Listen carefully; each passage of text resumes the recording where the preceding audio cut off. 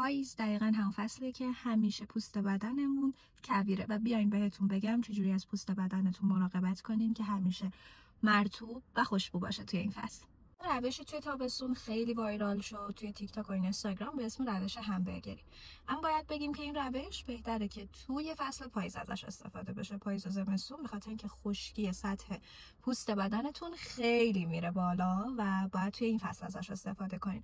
حالا این روش چی میگه؟ بیاین بهتون یادش بدم. این روش شما باید اول پوست بدنتون رو قبل از اینکه مرطوب کننده بزنین با اسپری آب خیس بکنین، یا اینکه بلافاصله بعد از که از حمام اومدی هنوز اون خیسی رو بدنتون داره آبرسانتون رو بزنین. از هر برندی فرقی نداره، ولی توصیه من بهتون این برند ایرانیه، خیلی ارزونه و اصلا هزینه‌اش بالا نیست و خیلی راحت هم میتونین توی همه داروخونه ها. بعد از اینکه آبرسانتون رو زدین یه چند دقیقه صبر بکنین، در حد مثلا یه 3-4 دقیقه اینا.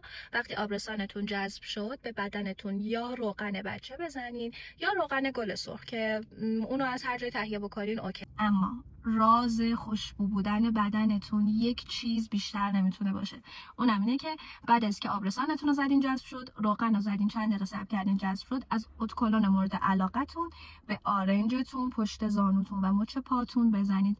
اینجوری شما تا حمام بعدی هم خوشبویی هم بدنت خیلی خیلی رطوبتش بالاست و تازه و تمیز و ایناست. و همین آخرش هم یادتون نره که اسم من رازه و توی چنلم بهتون رازایی رو میگم که تا حالا هیچ کس بهتون یادش نداده.